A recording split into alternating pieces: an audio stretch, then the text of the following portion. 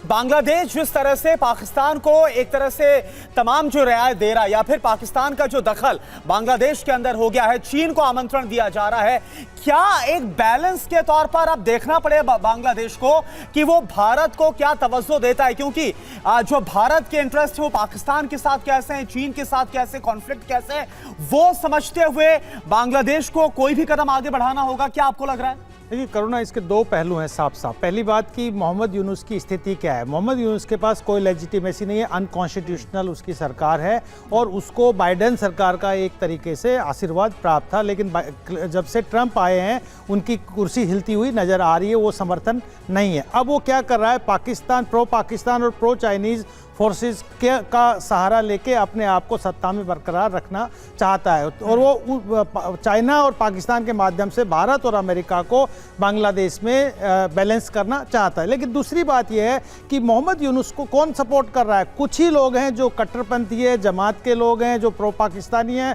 वही लोग समर्थन कर रहे हैं। पूरा बांग्लादेश इसका समर्थन नहीं कर रहा है। तो ये बात समझते हुए लेकिन मैं इसका एक बैकग्राउंड बताता हूँ। और उससे पहले हमें थाईलैंड दौरे को लेकर एक्स पर देखिए प्रधानमंत्री नरेंद्र मोदी ने पोस्ट कर दिया है। पीएम ने क्या लिखा है वो बताते हैं। भारतीय सहयोग को बढ़ावा देने के कार्यक्रम में मैं हिस्सा लूंगा।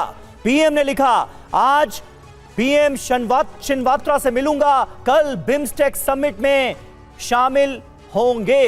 तो ये प्रधानमंत्री नरेंद्र मोदी का पोस्ट हमने आपको दिखाया जिसमें बिम्स्टेक शिखर सम्मेलन का उन्होंने जिक्र किया है। कल वो शिरकत करेंगे इस सम्मेलन में, इसका उन्होंने जिक्र किया है और पीएम शिनवात्रा से उनकी मुलाकात होगी। उस मुलाकात में क्या होगा इस पर भी सबकी नजरें हैं। चीन की विस्तारवादी नीति वर्सेस भारत की एक्ट ईस्ट पॉलिसी।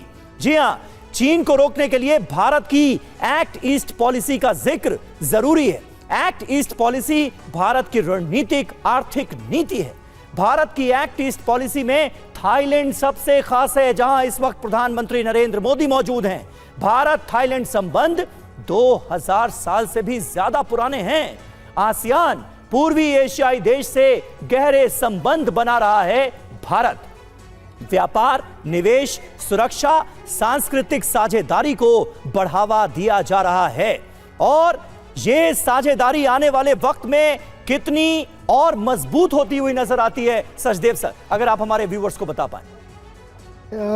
मुझे ये लगता है कि इस बारे में काफ़ी कुछ किया गया है और जिसमें कि सबसे अंतिम जो है वो जिस तरह से भारत पहला देश था जिसने म्यांमार की और थाईलैंड की मदद की है भूस्खलन के बाद,